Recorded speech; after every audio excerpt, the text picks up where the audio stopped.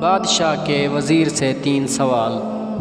بادشاہ کا موڈ اچھا تھا۔ وہ نوجوان وزیر کی طرف مڑا اور مسکرا کر پوچھا، تمہاری زندگی کی سب سے بڑی خواہش کیا ہے؟ وزیر شرما گیا، اس نے منہ نیچے کر لیا۔ بادشاہ نے کہا لگایا اور بولا، تم گھبراؤ مت، بس اپنی زندگی کی سب سے بڑی خواہش بتاؤ۔ وزیر گھٹنوں پر جھکا اور عاجزی سے بولا، حضور آپ کی دنیا کی خوبصورت ترین سلطنت کے مالک ہیں۔ میں جب بھی یہ سلطنت دیکھتا ہوں تو میرے دل میں خواہش پیدا ہوتی ہے، اگر اس کا 10واں حصہ میرا ہوتا تو میں دنیا کا خوش نصیب ترین شخص ہوتا۔ وزیر خاموش ہو گیا۔ بادشاہ نے کہا لگایا اور بولا، میں اگر تمہیں اپنی آدھی سلطنت دے دوں تو؟ وزیر نے گھبرا کر اوپر دیکھا اور عاجزی سے بولا، بادشاہ سلامت، یہ کیسے ممکن ہے؟ میں اتنا خوش قسمت کیسے ہو سکتا ہوں؟ بادشاہ نے فوراً سیکرٹری کو بلایا اور اسے 2 احکامات لکھنے کا حکم دیا۔ بادشاہ نے پہلے حکم کے ذریعے اپنی آدھی سلطنت نوجوان وزیر کے حوالے کرنے کا فرمان جاری کر دیا۔ دوسرے حکم میں بادشاہ نے وزیر کا سر قلم کرنے کا آرڈر دے دیا۔ وزیر دونوں احکامات پر حیران رہ گیا۔ بادشاہ نے احکامات پر مہر لگائی اور وزیر کی آنکھوں میں آنکھیں ڈال کر بولا، تمہارے پاس 30 دن ہیں۔ تم نے ان 30 دنوں میں صرف 3 سوالوں کے جواب تلاش کرنا ہے۔ تم کامیاب ہو گئے تو میرا دوسرا حکم منسوخ ہو جائے گا اور تمہیں آدھی سلطنت مل جائے گی، اور اگر تم ناکام ہو گئے تو پہلا حکم خارج سمجھا جائے گا اور دوسرے حکم کے مطابق تمہارا سر اتار دیا جائے گا۔ وزیر کی حیرت پریشانی میں بدل گئی۔ بادشاہ نے اس کے بعد فرمایا، میرے 3 سوال لکھ لو۔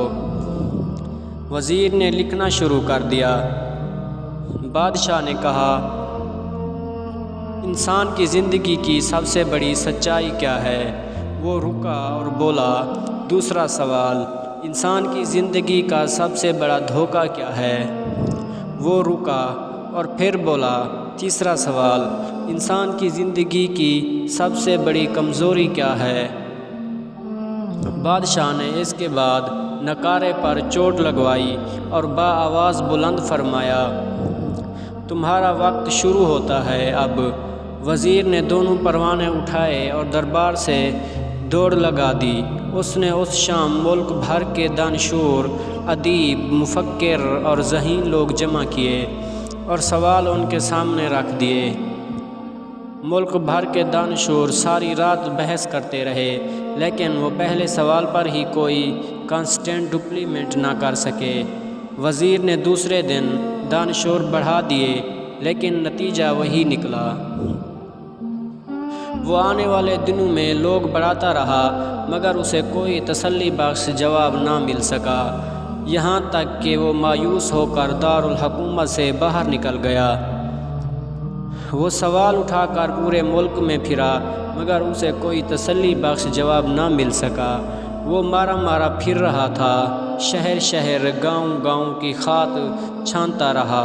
شاہی لباس پھٹ گیا، پگڑی ڈھیلی ہو کر گردن میں لٹک گئی، جوتے پھٹ گئے اور پاؤں میں چھالے پڑ گئے، یہاں تک کہ شرط کا آخری دن آ گیا۔ اگلے دن اس نے دربار میں پیش ہونا تھا۔ وزیر کو یقین تھا کہ اس کی زندگی کا آخری دن ہے، کل اس کی گردن کاٹ دی جائے گی اور جسم شہر کے مرکزی پل پر لٹکا دیا جائے گا۔ وہ مایوسی کی حالت میں دارالحکومت کی کچی آبادی میں پہنچ گیا۔ آبادی کے سرے پر ایک فقیر کی جھونپڑی تھی۔ وہ گرتا پڑتا اس کٹیا تک پہنچ گیا۔ فقیر سوکھی روٹی پانی میں ڈبو کر کھا رہا تھا، ساتھ ہی دودھ کا پیالہ پڑا تھا اور فقیر کا کتا دودھ پی رہا تھا۔ فقیر نے وزیر کی حالت دیکھی، کہا لگایا اور بولا، جناب عالی، آپ صحیح جگہ پہنچے ہیں، آپ کے 3 سوالوں کے جواب میرے پاس ہیں۔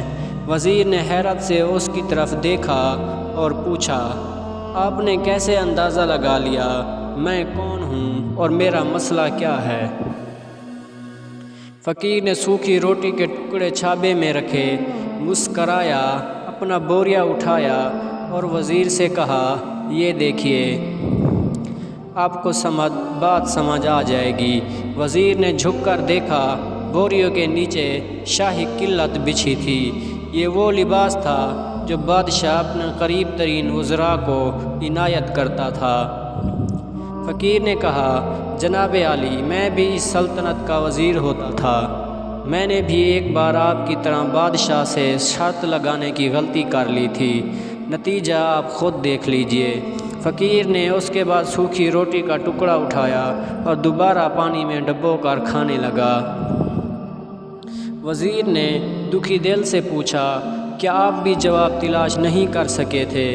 فقیر نے کہا لگایا اور جواب دیا، میرا کیس آپ سے مختلف تھا۔ میں نے جواب ڈھونڈ لیے تھے، میں نے بادشاہ کو جواب بتائے، آدھی سلطنت کا پروانہ پھاڑا، بادشاہ کو سلام کیا اور اس کٹیا میں آ کر بیٹھ گیا۔ میں اور میرا کتا دونوں مطمئن زندگی گزار رہے ہیں۔ وزیر کی حیرت بڑھ گئی، لیکن یہ سابق وزیر کی حماقت کے تجزیے کا وقت نہیں تھا، جواب معلوم کرنے کی گھڑی تھی۔ چنانچہ وزیر اینکر پرسن بننے کی بجائے فریادی بن گیا اور اس نے فقیر سے پوچھا، کیا آپ مجھے سوالوں کے جواب دے سکتے ہیں؟ فقیر نے ہاں میں گردن ہلا کر جواب دیا، میں پہلے 2 سوالوں کا جواب مفت دوں گا، لیکن تیسرے جواب کے لیے تمہیں قیمت ادا کرنا ہوگی۔ وزیر کے پاس شرط ماننے کے سوا کوئی آپشن نہیں تھا، اس نے فوراً ہاں میں گردن ہلا دی۔ فقیر بولا، دنیا کی سب سے بڑی سچائی موت ہے۔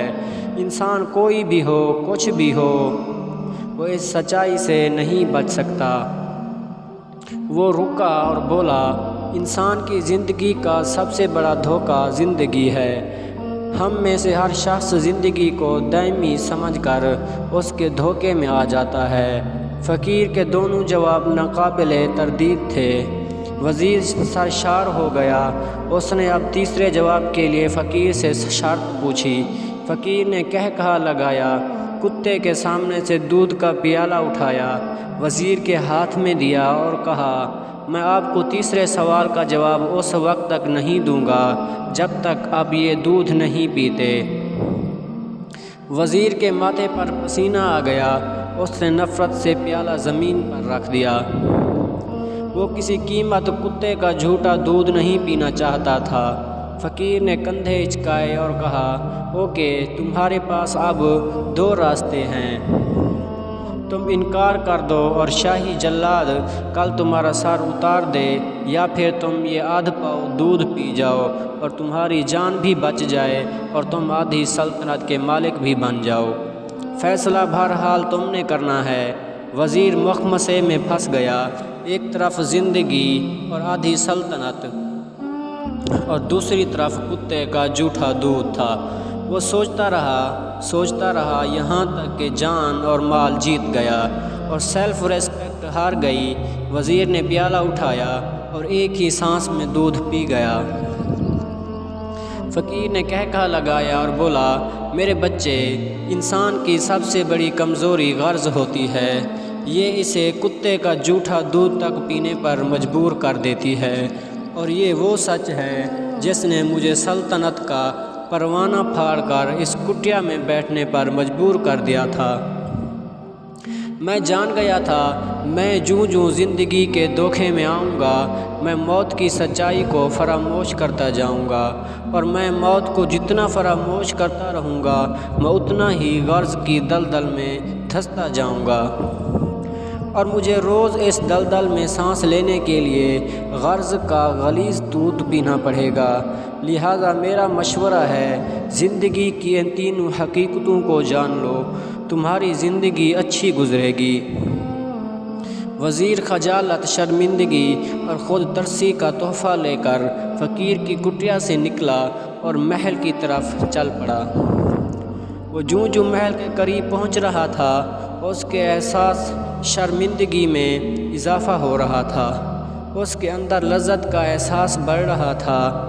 وہ اس احساس کے ساتھ محل کے دروازے پر پہنچا اس کے سینے میں خوفناک ٹھیس آئی۔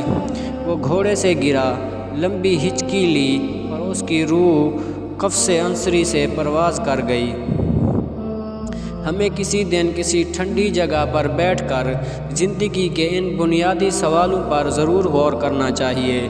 ہمیں یہ سوچنا چاہیے ہم لوگ کہیں زندگی کے دھوکے میں آ کر غرض کے پیچھے تو نہیں بھاگ رہے، ہم لوگ کہیں موت کو فراموش تو نہیں کر بیٹھے، ہم کہیں اس کہانی کے وزیر تو نہیں بن گئے۔